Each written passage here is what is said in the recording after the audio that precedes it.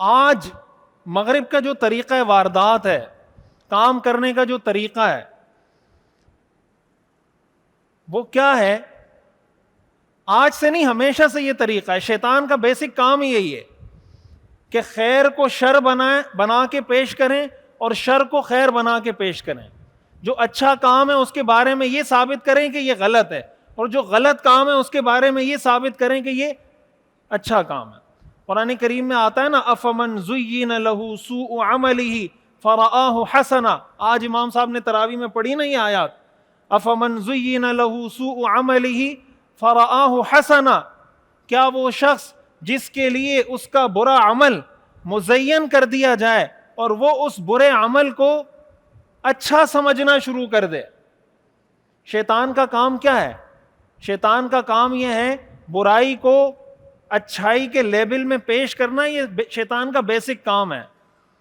مثال کے طور پر ایک کام ہے پردہ کرنا اور ایک ہے پردہ نہ کرنا. اسلام کے پیراڈائم سے خیر کیا ہے؟ پردہ کرنا یا پردہ نہ کرنا؟ بولیں. پردہ کرنا خیر ہے اور بے پردگی کیا ہے؟ شر ہے. مغرب کیا کر رہا ہے آج؟ اس کا الٹ کر رہا ہے، نہیں کر رہا. وہ یہ ثابت کرنے کی کوشش کر رہا ہے کہ پردہ کرنا بری چیز ہے، یہ پرانا دقیانوس ہونے کی علامت ہے، اور پردہ نہ کرنا یہ ایڈوانس ہونے کی علامت ہے، یہ آزادی کی علامت ہے. ایسا ہے یا نہیں؟ مطلب یہ ہوا کہ پردہ ہو گئی بری چیز اور بے پردگی ہو گئی اچھی چیز.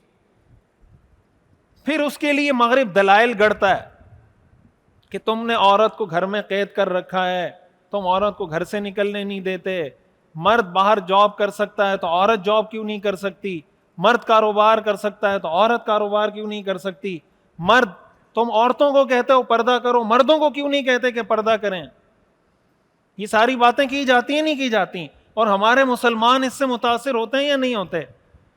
کتنی دفعہ آپ ٹی وی چینلز میں، ویڈیوز میں یہ چیزیں ہم دیکھتے ہیں کہ اگر کسی خاتون کو یہ کہا جائے کہ آپ نے پردہ کیوں نہیں کیا، تو وہ آگے سے یہ جواب دیتی ہیں کہ بھائی آپ کو میرے پردے سے کیا مسئلہ ہے.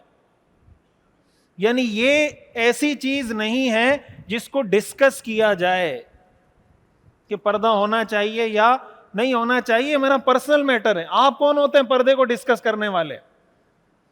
تو قرآن نے ڈسکس کیا ہے یا نہیں کیا؟ قرآن کریم میں آتا ہے اذا سألتموہن متاعا فاسألوہن من وراء حجاب. صحابہ کو کہا جا رہا ہے کہ حضور علیہ الصلاۃ والسلام کی ازواج مطہرات سے اگر کوئی سوال کرنا ہو حجاب کی آڑ لے کر سوال کرنا. یہ کس کو کہا جا رہا ہے؟ صحابہ کو کہا جا رہا ہے. کن کے بارے میں؟ ان کے بارے میں جو امت کی مائیں ہیں. ان سے پاکیزہ مخلوق دنیا میں کوئی آ سکتی ہے؟ امہات المومنین سے پاکیزہ عورتیں اور صحابہ سے پاکیزہ مرد دنیا میں پیدا ہو سکتے ہیں؟ قرآن ان کو کہہ رہا ہے اذا سألتموہن متاعا فاسألوہن من وراء حجاب، کہ جب کوئی سوال کرنا ہو حجاب کی آڑ لے کر سوال کرو.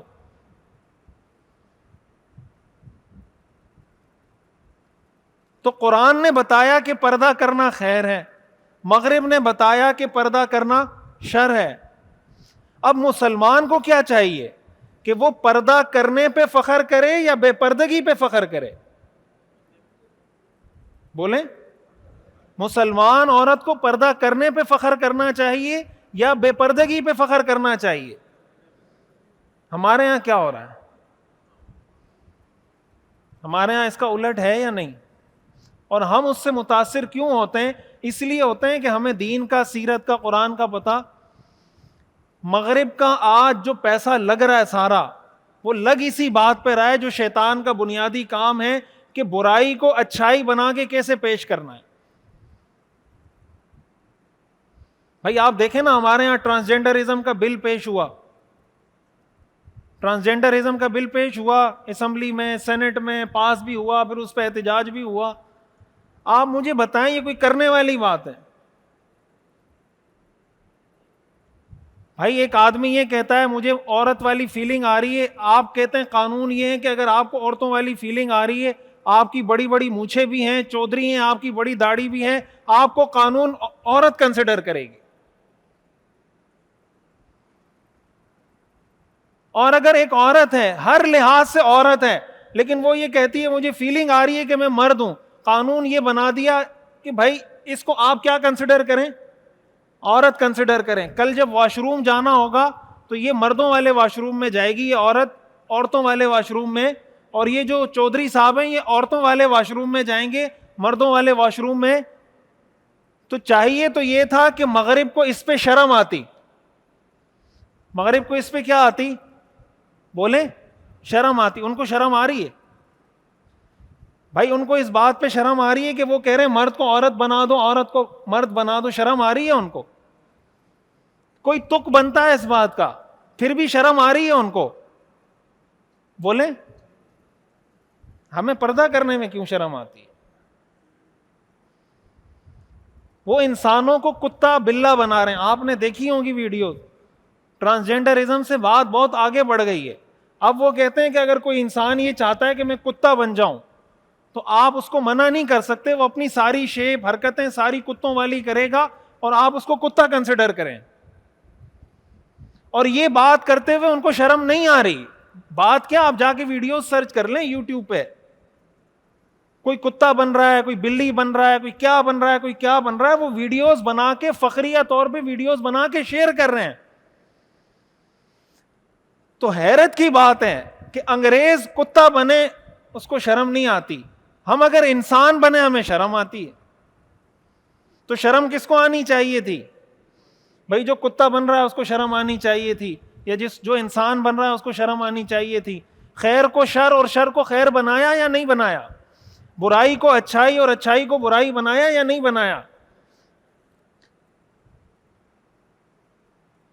مغرب کا جو سارا پیسہ انویسٹ ہو رہا ہے وہ اس بات پہ ہو رہا ہے کہ آپ یہ پیراڈائم شفٹ کر دیں, یعنی خیر کو شر, یعنی مغرب یہ چاہتا ہے کہ آپ کسی بھی معاملے کو دیکھنا چاہتے ہیں ہماری اینک لگا کے دیکھیں.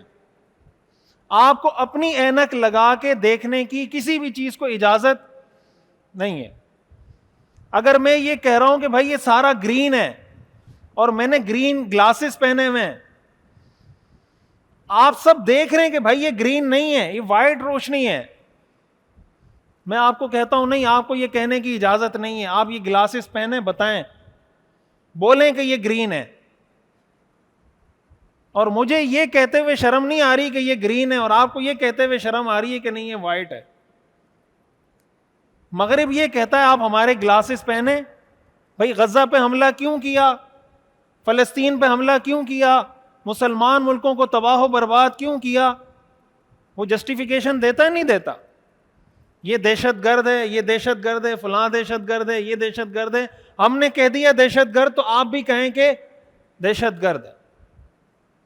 یہ ملک دہشت گرد ہم نے ڈکلیئر کر دیا تو تم بھی کہو دہشت گرد ہے. اس شخصیت کو ہم نے دہشت گرد ڈکلیئر کر دیا تو تم بھی کہو کہ یہ دہشت گرد ہے.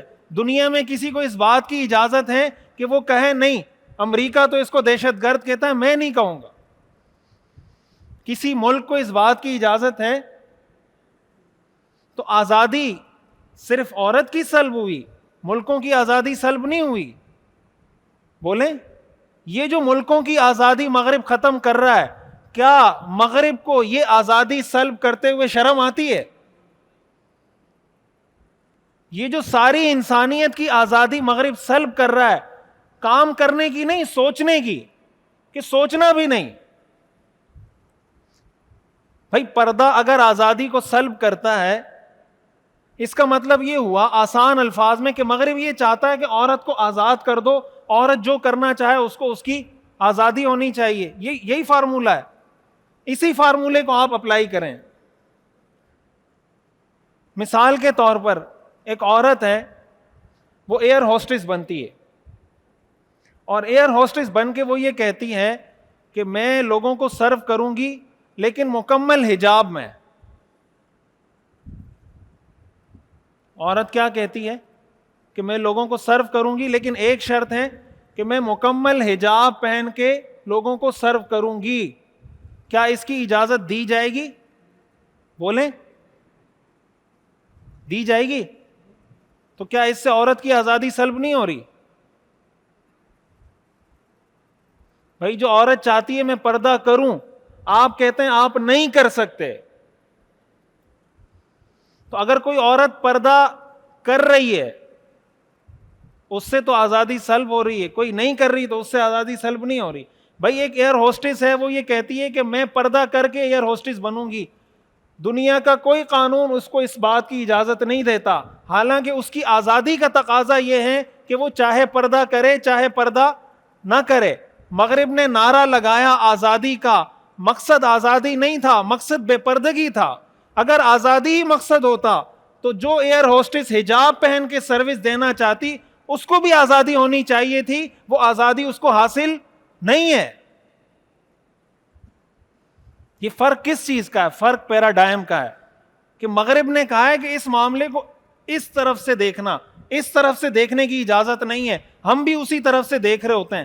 وجہ اس کی کیا ہوتی ہے کہ ہمیں اپنے دین کے بارے میں پتہ نہیں ہوتا، رسول اللہ صلی اللہ علیہ وسلم کی سیرت کے بارے میں پتہ نہیں ہوتا۔